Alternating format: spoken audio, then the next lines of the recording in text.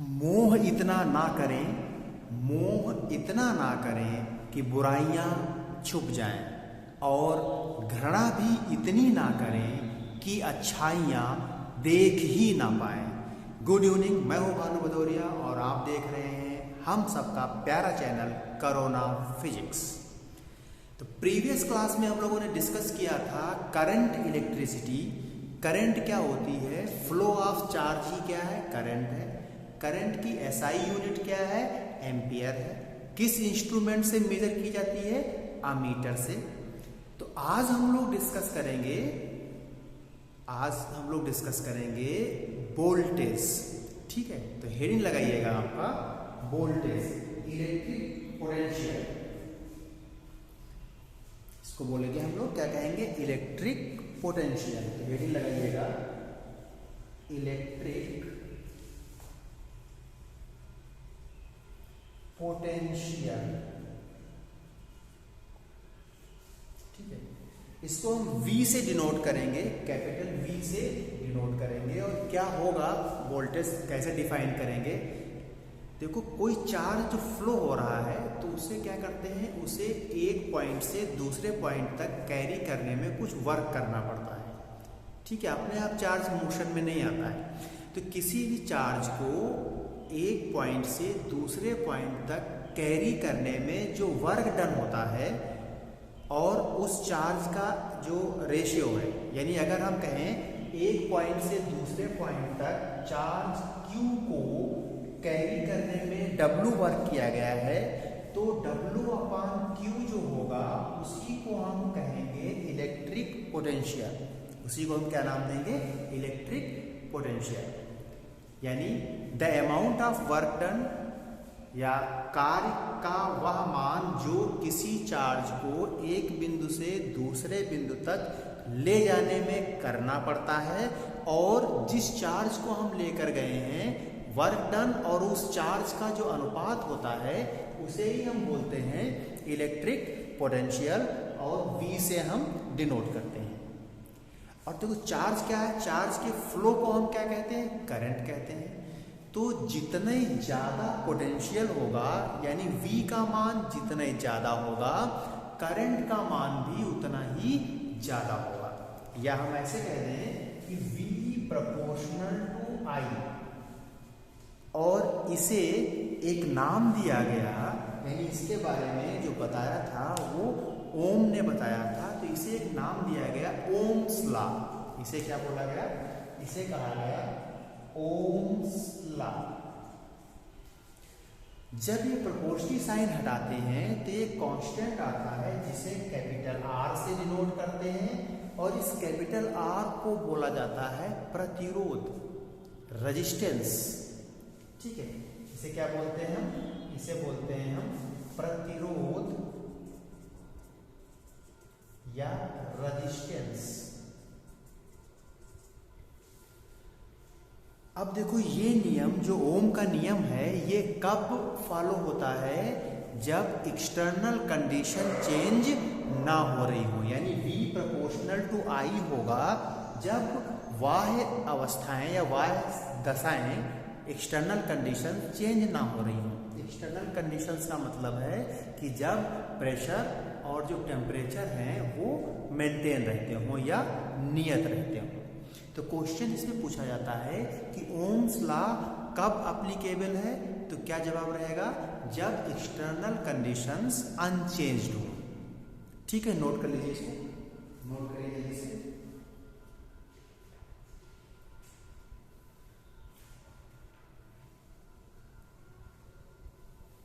ठीक है, अब देखो, जो ये इलेक्ट्रिक पोटेंशियल है, इसकी एसआई यूनिट क्या होती है, इलेक्ट्रिक पोटेंशियल की जो एसआई यूनिट है वो होती है वोल्ट। एसआई यूनिट जो होती है वोल्ट होती है, और इसे किस इंस्ट्रूमेंट से मेजर किया जाता है, तो वो होता है वोल्ट मीटर। यानी इलेक्ट्रिक पोटेंशियल को जिस यंत्र से मापा जाता है, उस यंत्र को हम क्या कहते हैं, उस इंस्ट्रूमेंट को हम नाम देते हैं वोल्ट मीटर।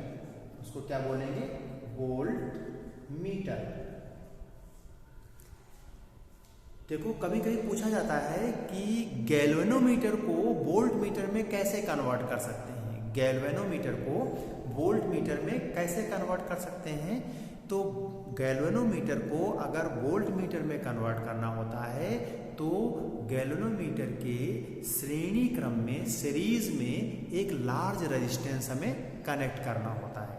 यानी गैल्वेनोमीटर को वोल्ट मीटर में कन्वर्ट करने के लिए क्या करना पड़ेगा, श्रेणी क्रम में उच्च प्रतिरोध जोड़ना पड़ता है। ठीक है, अब देखो क्वेश्चन अक्सर ये आता है कि ओम्स लॉ किसे परिभाषित करता है, यानी ओम्स लॉ डिफाइन। तो उसका जवाब होगा, देखो ओम्स लॉ में क्या एक नई राशि आई, नई राशि जो आई वो आया प्रतिरोध। तो कभी कभी क्वेश्चन ये आता है कि ओम्स लॉ किसे परिभाषित करता है या किसे डिफाइन करता है, तो आपका जवाब होगा कि ओम्स लॉ जो है वो प्रतिरोध को डिफाइन करता है या रेजिस्टेंस को डिफाइन करता है। ठीक है, नोट्स बनाते चलिए, जल्दी जल्दी नोट्स बना लीजिए फटाफट। अब आपसे पूछ लिया जाता है कि जो ये रेजिस्टेंस होता है ये किस इंस्ट्रूमेंट से मेजर किया जाता है। जो रेजिस्टेंस है ये किस इंस्ट्रूमेंट से मेजर किया जाता है, या रेजिस्टेंस को मापने का यंत्र क्या है। तो रेजिस्टेंस को हम मेजर करते हैं ओम मीटर से, यानी जो ये रेजिस्टेंस है इसे मेजर किससे करते हैं, मेजर करते हैं हम ओम मीटर से। ओम मीटर से प्रतिरोध को मापा जाता है। अक्सर कभी कभी ये पूछ लिया जाता है, अक्सर ये पूछा जाता है कि एक ऐसा इंस्ट्रूमेंट बताइए जिससे हम करंट को भी मेजर कर लें, वोल्टेज को भी मेजर कर लें और रेजिस्टेंस को भी मेजर कर लें। तो ये इंस्ट्रूमेंट होता है मल्टीमीटर। ये इंस्ट्रूमेंट क्या होता है, मल्टीमीटर होता है, जिसकी सहायता से हम करंट को भी मेजर कर सकते हैं, वोल्टेज को और रेजिस्टेंस को मेजर कर सकते हैं। यानी कई राशियों को, कई क्वांटिटीज को मेजर कर सकते हैं, इसीलिए इसे नाम दिया जाता है मल्टीमीटर। लेकिन मल्टीमीटर में क्या मेजर कर रहे हैं उसके लिए हमें नॉलेज होना चाहिए कि हम करंट मेजर करने जा रहे हैं या रेजिस्टेंस मेजर कर रहे हैं या वोल्टेज मेजर कर रहे हैं, क्योंकि वहाँ पे नॉब लगी होती है। करंट मेजर करना है तो उस नॉब को करंट पे करना होता है, तो जो पॉइंटर है स्केल पर वो करंट की वैल्यू बताता है। ऐसे ही जो भी क्वांटिटी मेजर करनी होती है नॉब को उस पर करना होता है। जो ये मल्टीमीटर होता है इसकी सहायता से हम अल्टरनेटिंग और डायरेक्ट करंट एंड वोल्टेज को भी मेजर कर सकते हैं। नोट कर लीजिए ये बातें, जल्दी से नोट करिए। ओम्स लॉ को हम ऐसे अगर बना लें सिंबॉलिक तरीके से, ऐसे याद रख सकते हैं इस तरीके से, V और यहाँ IR कर लें। अब वन डे में छोटा छोटा क्वेश्चन आ जाते हैं फटाक से, वोल्टेज दिया होता है, करंट पूछ लेते हैं, रेजिस्टेंस गिवन होता है। तो देखो अगर इसमें जो भी क्वांटिटी हमें निकालनी हो, जैसे वोल्टेज निकालना है तो वोल्टेज को ढक लेंगे तो V बराबर क्या हो जाएगा IR।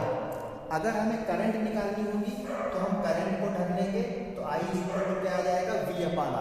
और अगर रेजिस्टेंस निकालना होगा तो रेजिस्टेंस को ढकेंगे तो R बराबर आ जाएगा V/I। ठीक है, नोट कर लीजिए ये बातें, जल्दी से नोट करिए।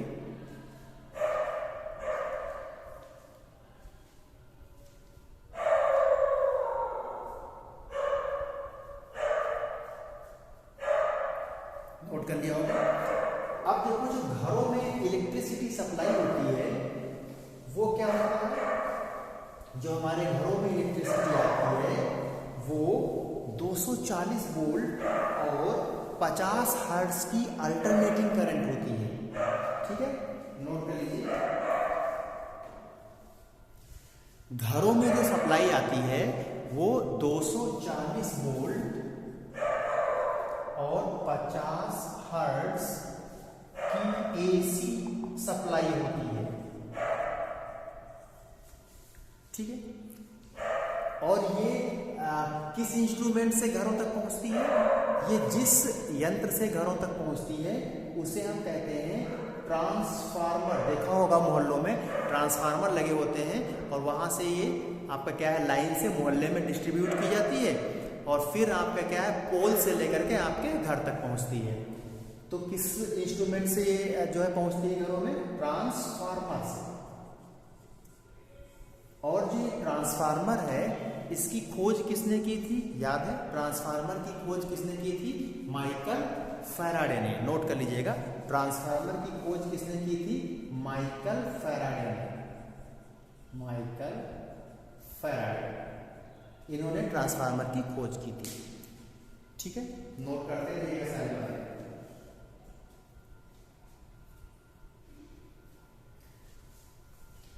पूछा जाता है कि करंट कितने टाइप की होती है या करंट के प्रकार बताइए। तो जो करंट है वो दो टाइप की होती है, एक होती है डायरेक्ट करंट और एक होती है अल्टरनेटिंग करंट। ठीक है, यानी जो करंट है, करंट दो टाइप की होती है, एक होती है डायरेक्ट करंट और एक होती है अल्टरनेटिंग करंट। डायरेक्ट करंट वो होती है जो समय के साथ जिसकी दिशा नहीं चेंज होती है, और अल्टरनेटिंग करंट की जो डायरेक्शन है वो टाइम के साथ वेरी करती है। ठीक है, डायरेक्ट करंट की डायरेक्शन टाइम के साथ चेंज नहीं करती है, अल्टरनेटिंग करंट की डायरेक्शन टाइम के साथ चेंज करती है। नोट करके रहिएगा सारे बात।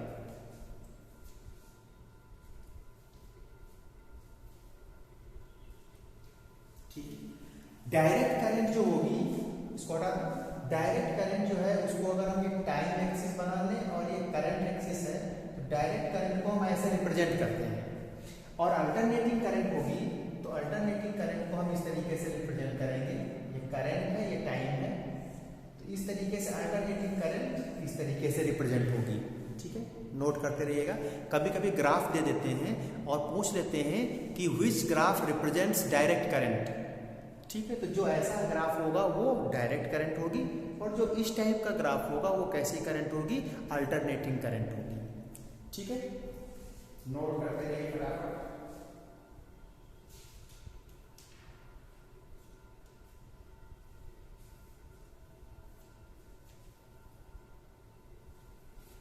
अब देखो, जो हमारे घरों में वायर लगे होते हैं, देखा होगा, वो कितने होते हैं? ठीक, नोट कर लिया होगा, इसको हटा दें, हटा दें।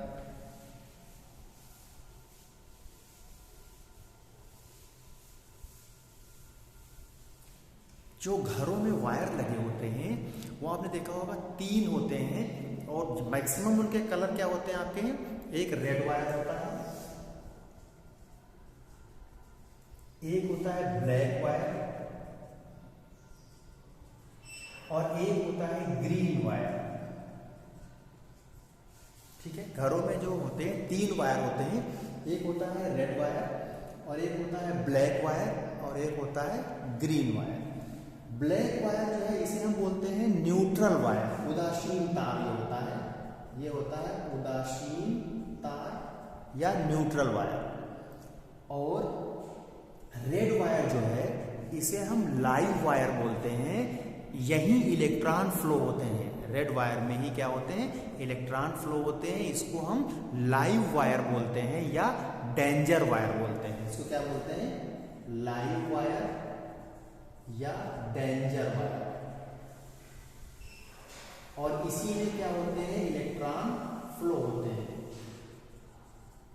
इसी रेड वायर में ही इलेक्ट्रॉन फ्लो होते हैं। इसे लाइव वायर और डेंजर वायर भी कहा जाता है। जो ये ग्रीन वायर होता है इसे अर्थ वायर कहते हैं। ग्रीन वायर को क्या बोलते हैं? इसे बोलते हैं अर्थ वायर। देखा होगा जो नई बिल्डिंग बनती है बड़ी बड़ी, उसमें जो है आपका अर्थ के नीचे भी बहुत गहराई तक क्या है, कॉपर प्लेट्स में अटैच करके वायर ले जाए जाते हैं, बोर्ड तक उनको लाया जाता है। और ये कब आता है? ये ओवरलोडिंग में हेल्प करते हैं। यानी ओवरलोडिंग जब होती है तो जो करंट है वो फ्लो हो जाती है, कहाँ से? चार्ज जो है वो फ्लो हो जाता है ग्रीन वायर से, कहाँ? अर्थ में। ठीक है, इसे अर्थ वायर कहते हैं। अब देखो ये जो अर्थ वायर है, कभी कभी पूछा जाता है 3 वायर में से सबसे लंबा वायर कौन सा होता है? तो जो ग्रीन वायर है ये सबसे लंबा वायर होता है, यानी ये लॉन्गेस्ट वायर है। ठीक है, ये जो है ये लॉन्गेस्ट वायर होता है।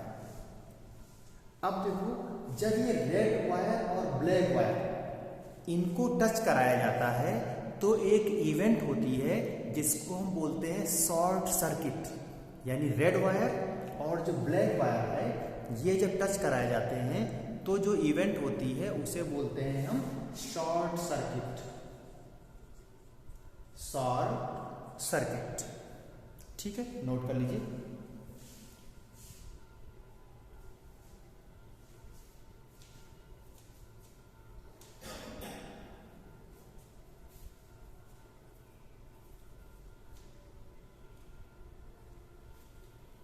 अब क्या हो, यदि हम घर में एक साथ बहुत सारे इंस्ट्रूमेंट्स या बहुत सारे क्या है आपका इलेक्ट्रॉनिक डिवाइसेस ऑन कर दें, यानी एक साथ बहुत सारा लोड डाल दें, तो क्या होता है आपका जो घटना होती है उसे हम कहते हैं ओवरलोडिंग।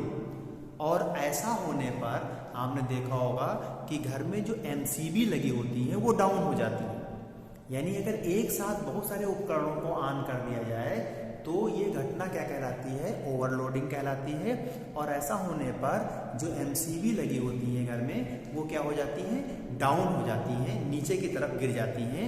और एमसीबी का मतलब क्या होता है, एमसीबी का मतलब होता है मिनिएचर सर्किट ब्रेकर। एमसीबी क्या होती है, एमसीबी का मतलब है miniature, MINIATURE, miniature circuit breaker. तो जब भी ओवरलोडिंग होगा तो एमसीबी डाउन हो जाएगी, और एमसीबी का मतलब है मिनिएचर सर्किट ब्रेकर। नोट कर लीजिए।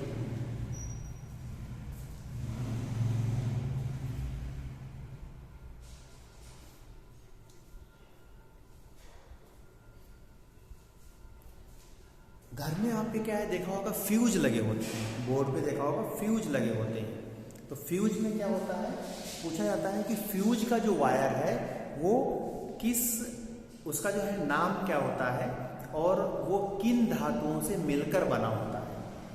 ठीक है, हटा दें इसको।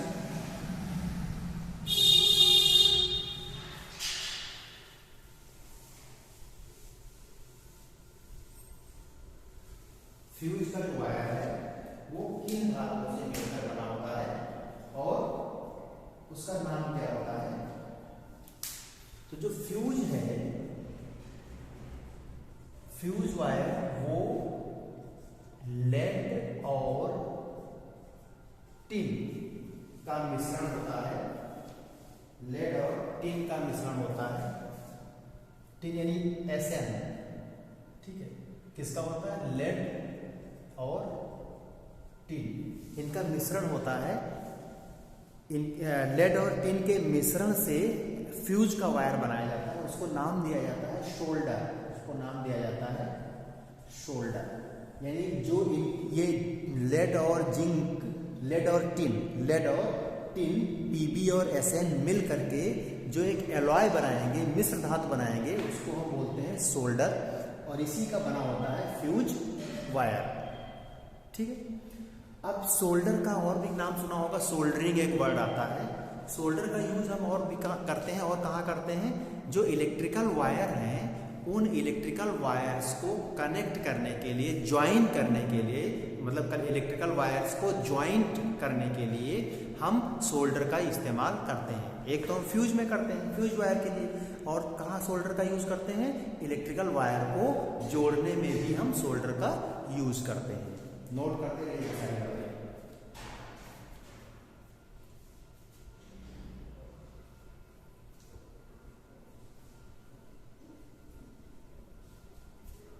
ठीक है, नोट कर लिया होगा, नोट कर लिया, ठीक है। अब देखो कुछ सिंबल होते हैं, कभी कभी आपका आ जाता है आपका एग्जाम में, वनडे एग्जाम में, कि ये सिंबल क्या रिप्रेजेंट करता है। तो वो सिंबल हम बना रहे हैं और उनका मतलब बता रहे हैं आपको। ठीक है, जैसे मान लीजिए आपका ये दिया हुआ है, ये सिंबल,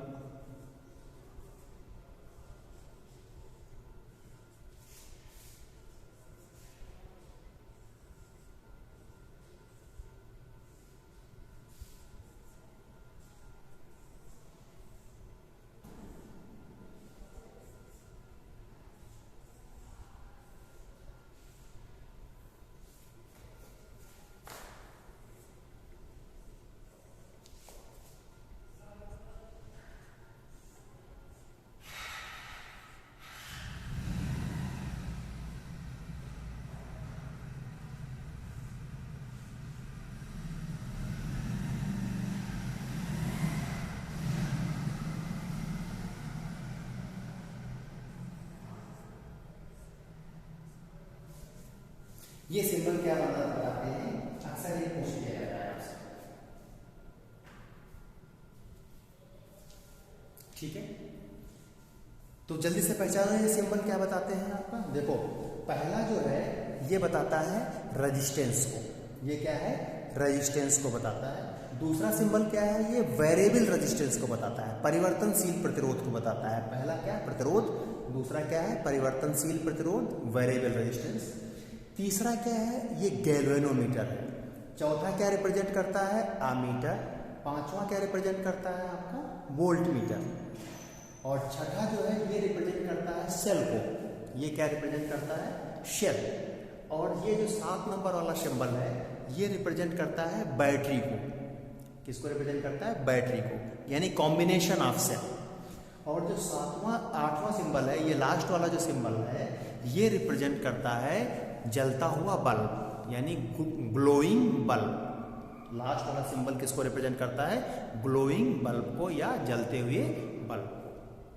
ठीक है, नोट कर लीजिए। आज हम लोग इतना ही डिस्कस करते हैं, फिर नेक्स्ट क्लास में हम लोग पढ़ेंगे मैग्नेट से रिलेटेड बातें।